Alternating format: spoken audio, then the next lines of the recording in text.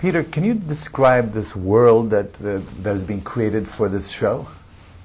It's a world not like our own, but has very common threads. I'm not quick to call it fantasy, but there are some otherworldly things, lurking in the shadows a bit, that characters are both skeptical and non-skeptical about. I don't know. It's at its heart. It's a real family drama, I believe. That just spans generations, and it's really lovely. It really has a keen eye to the details of what makes up a family, both good and bad. And it's a power struggle. It's very political. Don't want to scare off any viewers by saying it's very political, but it truly is. And there's unfortunately, a lot of violence that stems from that, and a lot of good people doing bad things, and vice versa.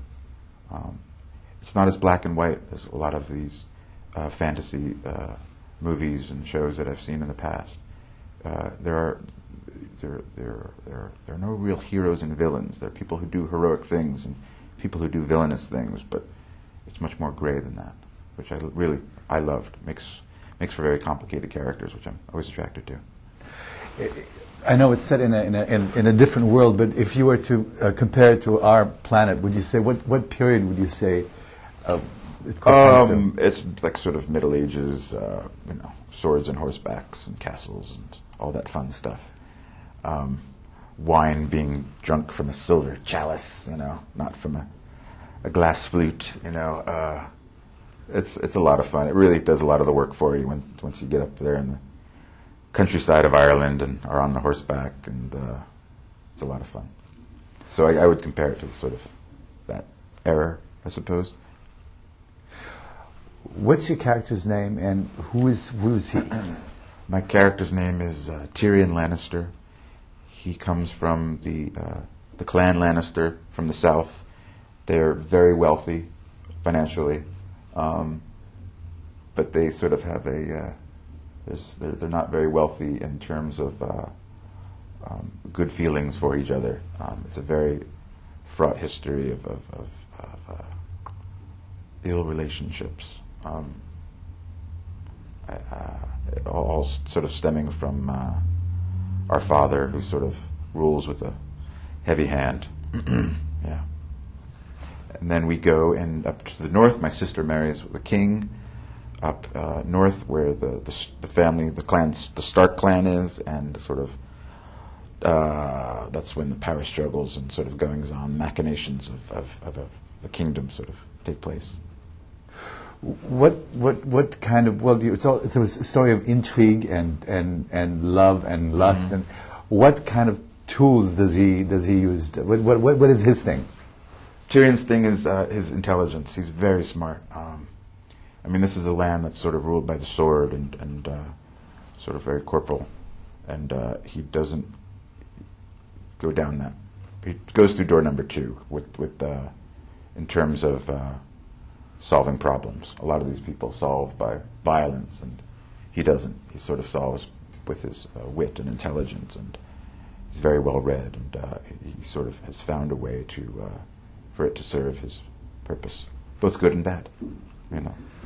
He's not all that he's not all that heroic himself. This is an adaptation of a series of novels, correct?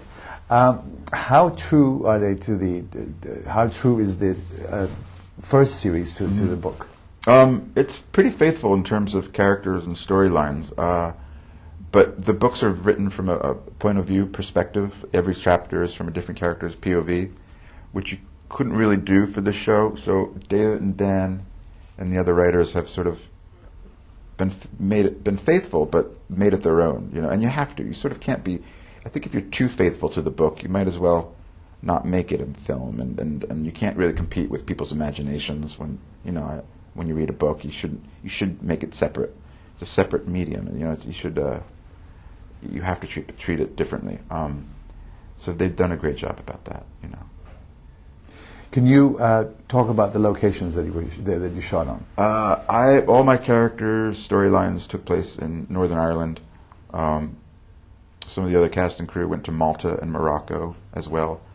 I didn't go down there, but I think in subsequent seasons I will be traveling more. But Northern Ireland is gorgeous. Couldn't think of a better place to shoot a show like this. I mean, we have all the castles and the countryside, and it's really beautiful. And we were stationed in Belfast, which is a great town. I had never been there before, and it's beautiful, great people. When you're doing a 10-hour series, is it like doing 5 movies? I mean, how does it work? It is. It's like a 10-hour movie. It really is. And we were shooting like a film, a lot out of sequence, a lot of things being shot simultaneously to make up for lost time, or because we could afford to, and so that was a lot like a film. And it was very. I'd never worked in television where the directors have so much say in the material, and it's very collaborative, which I really enjoyed. Which is like theater and film, which it's a director's art form, and I really love that. But collaborative at the same time. Everybody sort of has a bit in it, a part to play in it,